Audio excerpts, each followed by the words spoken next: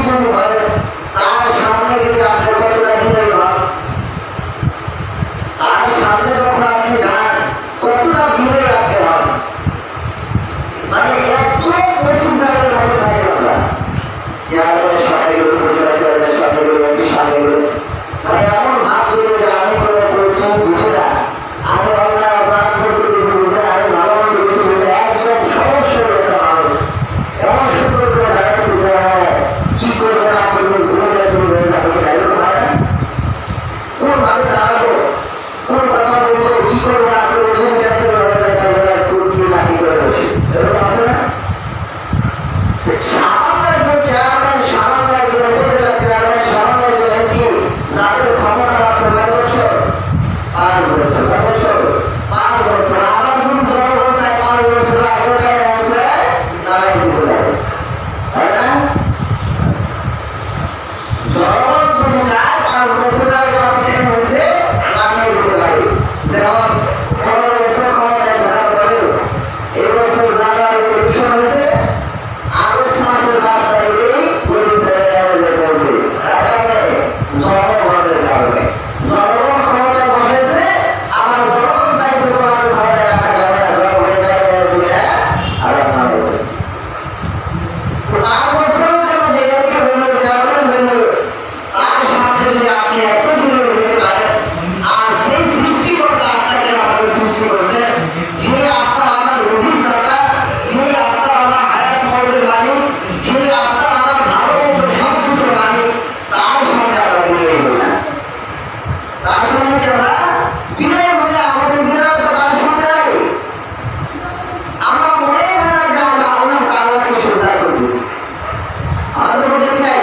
ধৈর্য নাই। আমরা মনে হয় না আল্লাহ তাআলাকে শ্রদ্ধা করতেছি। আমরা মনে হয় এখানে একটা প্রতিযোগিতার মধ্যে আছি, কে কারাকে নামাজ পড়ে চলে যেতে পারে। আসলে এটা নয়। আমাদের ধৈর্য থাকতে হবে, কি থাকতে হবে? ধৈর্য। ধৈর্য যদি আমাদের না থাকে, ধৈর্য জিনিসটা হচ্ছে সবথেকে বড় জিনিস। আল্লাহ তাআলা বলেছেন, ইন্নাল্লাহা মা'আস সাবিরিন। আল্লাহ কার সঙ্গে দেয়? ধৈর্যের সঙ্গে সঙ্গ দেন আল্লাহ তাআলা। যারা ধৈর্য ধারণ করে থাকতে পারে, আল্লাহ তাআলা তাদেরকে সঙ্গ দেয়, তার সাথে আল্লাহ তাআলা থাকে, অর্থাৎ তার যাবতীয় আশা আকাঙ্ক্ষা আল্লাহ তাআলা পূরণ করে। ধৈর্য থাকতে হবে। যেমন আমি আপনাদের আগে একদিন বলছিলাম যে ধৈর্য কত মানে একটা বিষয়। যদি আমি ধৈর্য ধারণ করে আল্লাহ তাআলার কাছে যাইতে পারি, নামাজ উপর ধৈর্য, আল্লাহ তাআলা সব কাজ কি করবেন? পুরা করবেন। আমি চাইলেও আল্লাহ তাআলা পূরণ করবে, না চাইলেও আল্লাহ তাআলা পূরণ করবে। আমি আপনাদের বলছিলাম যে আশরাফ আলী থানভী রাহমাতুল্লাহি আলাইহির জামানায় একটু কিতাবের মধ্যে আসছে যে তিনি জোহর নামাজের জন্য বের হয়েছে। জোহর নামাজের আযান হয়েছে, জোহর নামাজের জন্য বের হয়েছে। এমন সময় এক লোক তাকে খবর দিচ্ছে, খবর দিচ্ছে কি যে আমাদের এলাকায় যে মুদি দোকানদার, সে মুদি দোকানদার 3 দিনের জন্য দোকান বন্ধ রাখবে। 3 দিনের জন্য দোকান বন্ধ রাখবে। তা আপনি কি করেন? এখন নামাজে যাবেন না আপনার 3 দিনের খাবার গুলো জোগাড় করে রাখবেন? আপনি কিনে আনবেন। 3 দিনের মধ্যে সে পুরো দোকানের জায়গা করে বন্ধ রাখবে। ওই দিনকে যে লোকটা নামাজে যাচ্ছে তার বাড়িতে কি খাবার দাবার নাই, শেষ হয়ে গেছে। এমন একটা সিচুয়েশন সে পড়ছে, সে যদি খাবার আনতে যায়, দোকানের কেনাকাটা করার জন্য যায়, কিন্তু জোয়ার নামাজ সে পাবে না, জোয়ার নামাজ তারা চলে যাবে। আর যদি জোয়ার নামাজ করতে যায় তাহলে তার বাড়ির খাবার দাবার বন্ধ হয়ে যাবে। সে চিন্তা করছে যে আমি আল্লাহ তাআলার জন্য নামাজ পড়তেছি, কার জন্য? আল্লাহ তাআলার জন্য। নামাজ কার জন্য? আল্লাহর জন্য। আমি আল্লাহর হুকুম পালন করার জন্য যাইতেছি। আমার খাওয়া দাওয়া, আমার ব্যবসা বাণিজ্য এগুলো আমার আগে না, আমার আগে হচ্ছে কি আল্লাহর হুকুম। যদি আল্লাহ তাআলা চায় আমাকে না খাইয়ে রাখবে, আর যদি আল্লাহ চায় তো আমাকে খাইয়ে রাখবে। সে কি করছে? এলাকাটা করতে না যাচ্ছে, আমার জন্য রওনা দিয়েছে। তো কিছু দূর আগানোর পর আরেকজন লোক তাকে খবর দিচ্ছে কি যে আপনার গরু মাঠে চড়াই আসছেন, আপনার একটা গরু এটা কি করছে?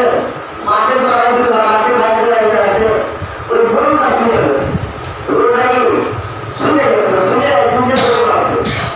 কোথায় গেছে তার কোনো খবর নেই, তাড়াতাড়ি আপনার গরু ধরে নেয়। তো সে আরো ঢুকে চলে গেছে। যখন না গরু ঢুকতে গেলে নামাজ শেষ হয়ে যায়, নামাজ চলে যায়, আর নামাজ পড়তে গেলে গরু চলে যায়। সে আল্লাহ তাআলার উপর ভরসা রাখছে যে আল্লাহ তাআলা যদি আমার মসজিদে গরু রাখতে থাকবে না থাকতে যায়, আগে আমার কি নামাজ, আগে কি নামাজ।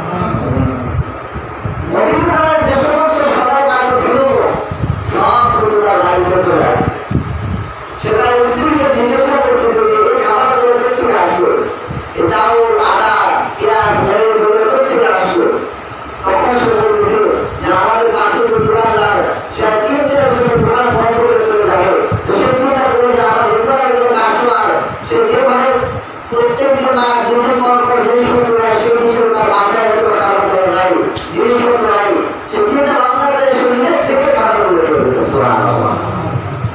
সে নিজে দিয়ে গেছে, আল্লাহ পাঠাইছে, আল্লাহ পাঠাইছে। কারণ আল্লাহ দেখছে বান্দা ধৈর্য নিয়ে নামাজ পড়ছে আমার কাছে, আমার জন্য ধৈর্য নিয়ে নামাজ আদায় করছে, নামাজ শেষে আমার কাছে দোয়া করেছে।